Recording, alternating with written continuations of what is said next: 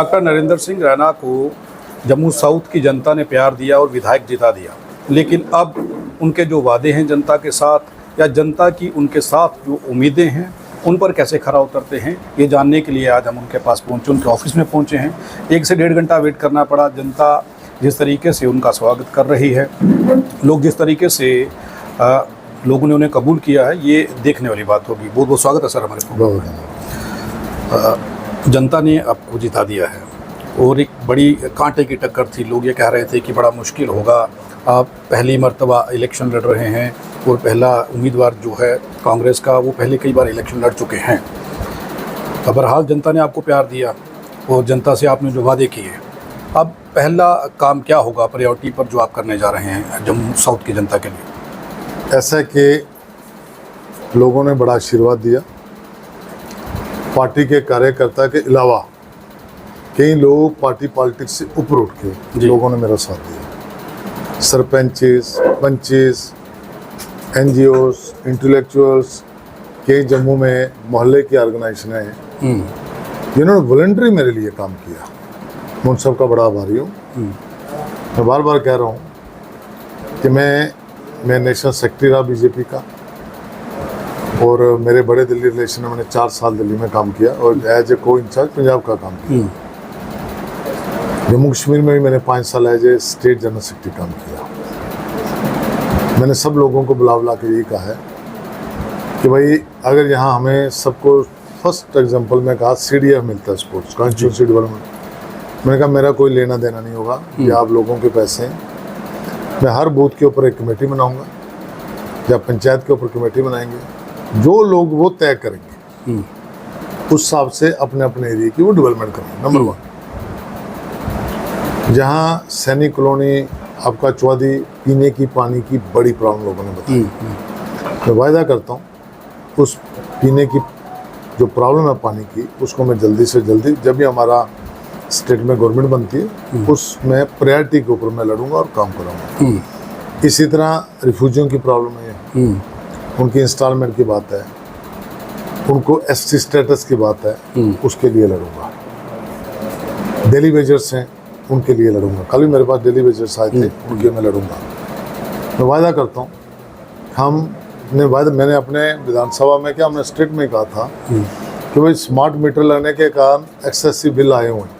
मैं आज उसी वर्ड्स के ऊपर हूँ कि भाई जो लोगों के बिल आए हुए ज़्यादा हैं, और हमारी सरकार बनती तो हमने फर्स्ट कैबिनेट की मीटिंग में उसको माफ़ करना था। अब हमारी सरकार तो नहीं है, मेजॉरिटी उनकी है, पर मैं वायदा करता हूँ कि भाई हम लड़ेंगे तो जो हमारे गरीब लोगों के स्मार्ट मीटर के कारण ज़्यादा बिल आए हैं उनको माफ़ करो। हम सरकार के साथ बोलेंगे और सेंटर से भी जो मदद होगी इन इश्यूज़ के ऊपर वो करें। लेकिन डॉक्टर साहब, एक बड़ी चीज़ है, आपने कई सारे राज्यों में इलेक्शन लड़वाए हैं, काम किया है। आप खुद जब इलेक्शन लड़ी तो ये एक्सपीरियंस कैसा था? ऐसा कि मैं फर्स्ट टाइम इलेक्शन लड़ा। मैं शायद यहाँ जम्मू में, जब जम्मू कश्मीर में पहला ही कैंडिडेट होऊंगा। मैंने 25,000 वोटरों को डोर से डोर जाके टच किया। मैंने कई वार्ड्स में गिन सकता हूँ, उनके नंबर ऑफ वोटर भी गिन सकता हूँ। तो 24-25,000 ऐसे वोटर हैं जिनके घरों तक पहुँचा। बाकी भगवान का भी आशीर्वाद था, जैसे जैसे मैं चलता रहा लोग जुड़ते गए, अलग अलग लोग जुड़े। बहन हमारी कुंती कांग्रेस में थी पहले, इसने सपोर्ट की। अवतार सिंह जी अभी बैठे हुए थे सरपंच, कहता मैं 20 साल से कांग्रेस के साथ जुड़ा हुआ था, उन्होंने सपोर्ट की। ऐसे कई लोग हैं समाज में, वही बार बार कह रहा हूँ कि अलग पार्टियों से उठ के उन्होंने मेरी सपोर्ट की। आपने एक चीज़ और मैं विश्वास के साथ कहता हूँ कि जो मैं पहले मैं कई बार कहा मेरी शर्ट पे कोई निशान नहीं, मैं आगे आए फिर वायदा करता हूँ, मैंने वहाँ ही बोला कि मैं अपने पे दाग नहीं लगने दूंगा, मैं ईमानदारी से काम करूँगा और जो लोगों ने मेरा साथ दिया, जो उनकी एक्सपेक्टेशन है, मैं उन पर खरा उतरूँगा, इतना वायदा मैं करूँगा। एक चीज़ आपने कही थी कि जिन लोगों ने जम्मू के लोगों के साथ धोखा किया है वो जेल में सड़ेंगे। मैं वायदा करता हूँ, ऐसा है कि आप भी देखना, हमारे यहाँ लोकल लाठीज हैं, उन लोगों के नाम जमीन नहीं है। जैसे प्राइम मिनिस्टर आवाज़ और प्राइम मिनिस्टर सम्मान निधि जो आती है किसानों की, किसान सम्मान निधि, उन लोगों के अकाउंट में पैसा नहीं जाता। जब वेस्ट पाकिस्तानियों को हमने राइट्स दिए, हमारे मन में है कि उनको भी राइट्स मिलने चाहिए, वो 47 से पहले के लोग रह गए। नंबर 1 जी। नंबर 2, देखो आपके पीओके हमारा पार्ट है, और जो ये बेल्ट है आरसपुरा, ये बेल्ट है कठुआ से हम छम्ब से और तक लें, ये लोग पीओके में नहीं गए उस टाइम जी, ये लोग पाकिस्तान में चले गए। जैसे कि वेस्ट पाकिस्तानी यहाँ आए थे, इसी तरह यहाँ के जो मुस्लिम लोग थे अनफॉर्चुनेट, जो देश का विभाजन हुआ, वो पाकिस्तान में चले गए। उनकी जमीनों के राइट्स तो यहाँ के लोगों को देने चाहिए जी, जहाँ चाहे कस्टोडियन प्रॉपर्टी के राइट्स है लोगों को मिलने चाहिए। थोड़ा अनफॉर्चुनेट रहा, मैं फिर कहता हूँ हमारी कुछ सीटें शॉर्ट रह गई। अगर हमारी सरकार होती, हम फर्स्ट कैबिनेट की मीटिंग में सारे इशू को सॉल्व करते। पर मैं वायदा करता हूँ इन लोगों के लिए हम लड़ेंगे, आगे जाके वो लड़ेंगे। देखो जो लोकल लाठियों की जमीन है जी, इन जमीनों को एक एक एल फार्म के नाम से हजारों कनाल इन्होंने लैंड को कन्वर्ट करवाया। एक गरीब से उन्होंने 1 लाख रुपए की कनाल लैंड ली, जब किसी रिफ्यूजी के नाम से डाली एल फार्म के ऊपर, उसी जमीन को उन्होंने 50-50 लाख का बेंची। और उस समय मंत्री कौन था? रमन बल्ला जी। मैं पूरी कोशिश करूंगा, आप भी मेरी मदद करना, जो गरीब लोग हैं उनको उनका हक मिले। जैसे हमारी एग्रीकल्चर यूनिवर्सिटी बनी जी, उसमें लोकल लाठियों की लैंड गई, उनको 50,000 रुपये कनाल मिली, कुछ कह रहे थे हमें 62,000 रुपये कनाल मिली।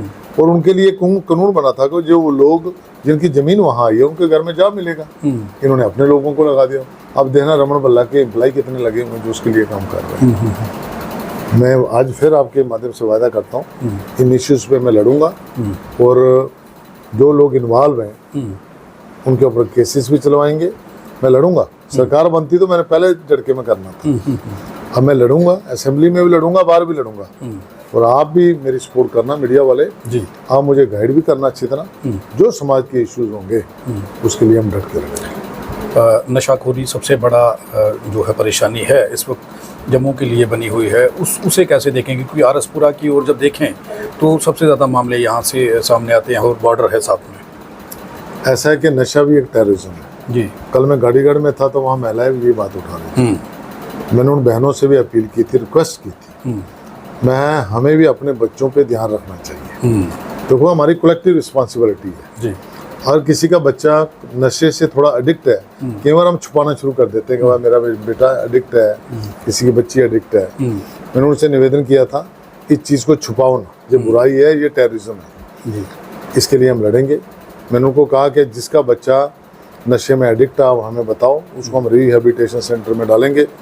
और आपके मोहल्ले में कोई भी व्यक्ति जो नशा बेच रहा है, मैं चुप करके मैंने उनको नंबर दिया कल गाड़ियों, मुझे कन्वे करो, हम उसको अरेस्ट कर लेंगे। मैं आपका किसी का नाम नहीं आएगा।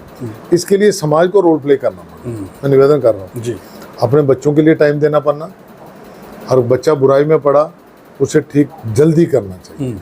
अगर वो बड़ा एक्सट्रीम चला गया फिर वो ठीक नहीं हो सकता जी।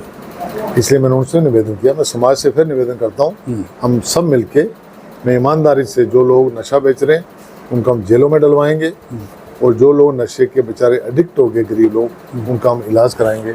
छन्नी हिम्मत में रिहेबिलिटेशन सेंटर है, एक आरसपुरा में भी रिहेबिलिटेशन सेंटर खुला है, एक उसी दिन मुझे लड़की बता रही थी कि गाड़ीगढ़ में भी एक रिहेबिलिटेशन सेंटर है जी। मैं खुद उन बच्चों की इलाज कराऊंगा, मैं सबसे वादा करता हूँ जी। उन बच्चों को दोबारा नॉर्मल लाइफ में लाएंगे जी। इसी समय है, लोग मिलने के लिए बैठे हुए हैं, आपका इंतज़ार कर रहे हैं। आपने कहा है कि मेरे पास आने की ज़रूरत नहीं है, मैं आपका भाई हूँ, आपका बेटा हूँ, आपके डोर स्टेप पर सर्विस दूंगा, आपके घर तक आऊँगा। ऐसा कि सबको मैं अभी मना करता हूँ। अनफॉर्चुनेटली जिस दिन हमारा रिजल्ट निकला मेरी रियल मामी की डेथ हो गई जी।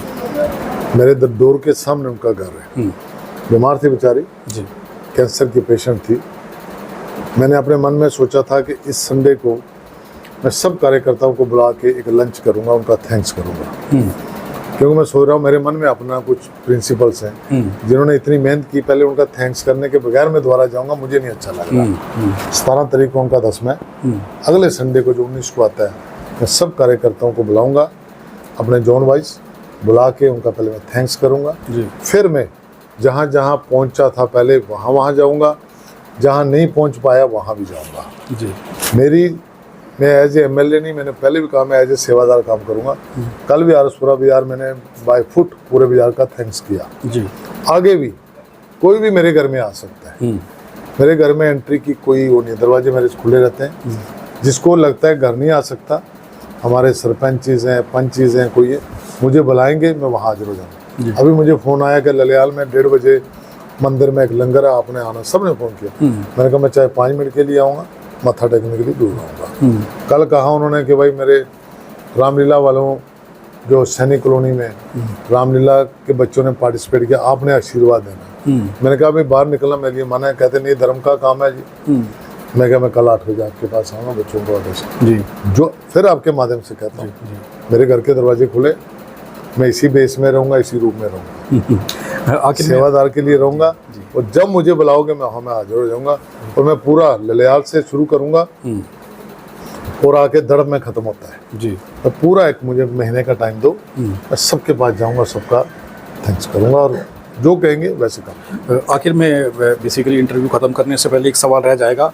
मुलाकात होना बड़ा मुश्किल रहता है आपके टाइम में। सिर्फ लोगों के दिमाग में गलियां नालियां यही तरक्की है।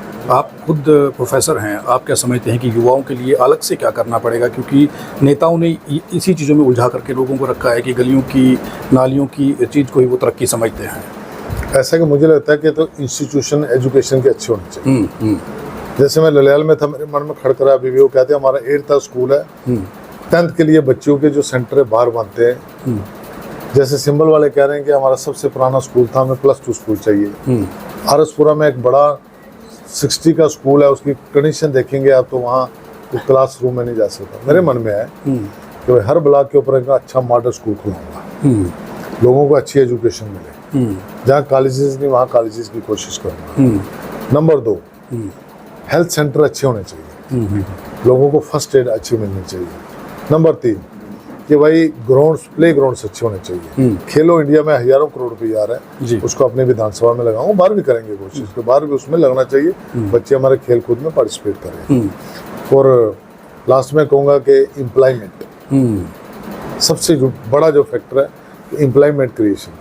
मेरे मन में है कि भाई बाहर से इंडस्ट्री आए, जैसे कि हमने कोशिश किया हुआ प्राइवेट यूनिवर्सिटी एक्ट इस स्टेट में आना चाहिए, हमने अपनी मैनिफेस्टो में लिखा जी। अच्छे अच्छे इंस्टीट्यूट्स आए बाहर से, उनमें एम्प्लॉयमेंट जनरेशन होगी जी।